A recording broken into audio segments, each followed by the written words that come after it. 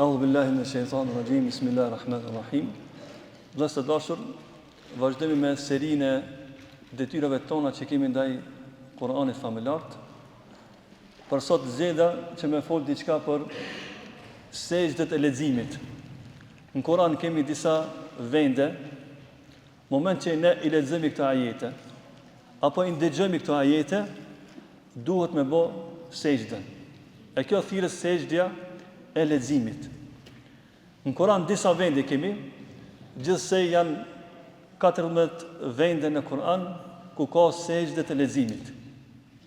Disa ajete Allah na urdhëron, e ne si besimtar duhet me çumë vend urdhën e Zotit.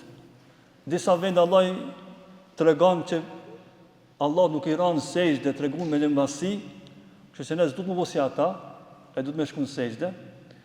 Ka disa sejdë tjera janë Allah tregon që besimtarët e mirë i bëjnë Allahut sejdë, e ne duhet mu duk si ata. Pra më thonë, Kur'an janë disa vende, gjithsej 14 vende në Kur'an, momenti që ne i lexojmë apo i ndëgjojmë këta ajete, duhet me shku në sejdë. Çfarë vlerë ka kjo sejdja? Pejgamberi sallallahu alaihi wasallam e ka përmendur një hadith, ka thonë: "Idha qara ibnu Adam as-sajdata fa sajada i'tazala ash-shaytanu yabki." Thot pejgamberi sallallahu alaihi wasallam, momenti që biri i Ademit e lexon sejdën e leximit, edhe shkon në sejdë, thot shejtani largohet, edhe fillon me çajt. Fillon me kajt. Çfarë ndodhen? Yaqulu ya waylahu, edhe shejtani thot, ah i mjeri une. Umira ibn Adam bis sujudi fa sajada falahu al janna. I biri Ademit, Allahu i tha që me bë sejdë dhe ai bëri sejdë edhe fitoi xhenetin. Edhe shejtani wa umirtu bis sujudi fa abaytu faliyan nar. Ndërsa unë thot Allahu më urdhëroi për sejdë, unë nuk bëra sejdë edhe fitova zjarmin e xhehenemit. Kjo është një hadith që tregon që kush e bën këtë sejdë, shpërblimin e ka xhenetin. Kjo është vlera e kësaj çështje. Mesela tjetër me radhë, dietar thonë çfarë dispozite ka sejdja e leximit. Dietar ndan në dy grupe. Një grup të dietarëve thonë sejdja e leximit është vajib. E duhet me bëu patjetër. Nëse nuk e bën, ka qortim, ka mëkat. E këtij mendimit i përket mëdhhebi Hanefi, gjithashtu është një transmetim nga Imam Ahmedi, edhe Ibn Taymija dhe disa dietarë tjerë. Thonë që është vajib sejdja e leximit. Me çka kanë thonë këta? Ka thonë me hadithin që përmenda me shejtanin. Ka thonë shejtani i biri Adem urdhërua për sejdë, ai bëri sejdë. Kështu që kuptohet urdhër. Edhe duhet me bëj sejdë. E mendimi i dytë i dietarëve kanë thonë nuk është vajib, por është sunnet.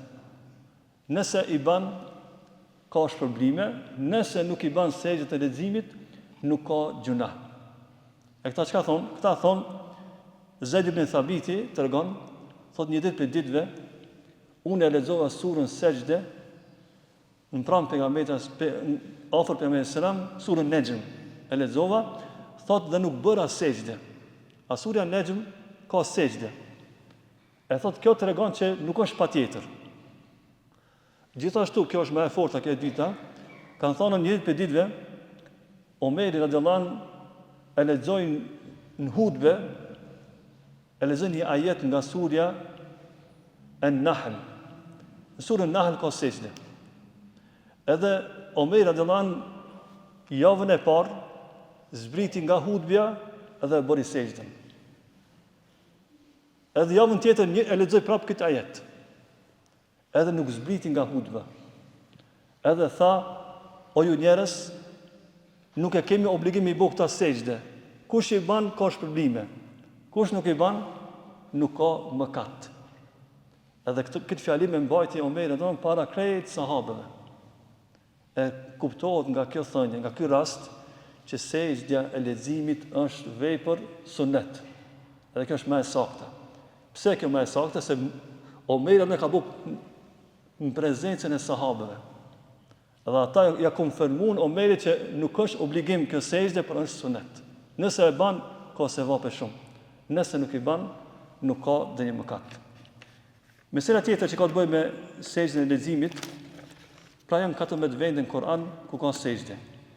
Është surën Araf, ajeti 26, sura Ra'd, ajeti 15, sura An-Nahl, që lexuam sot, ajeti 49, Israja, ajeti 107, sura Maryam, në ajetin 58, sura Hajj.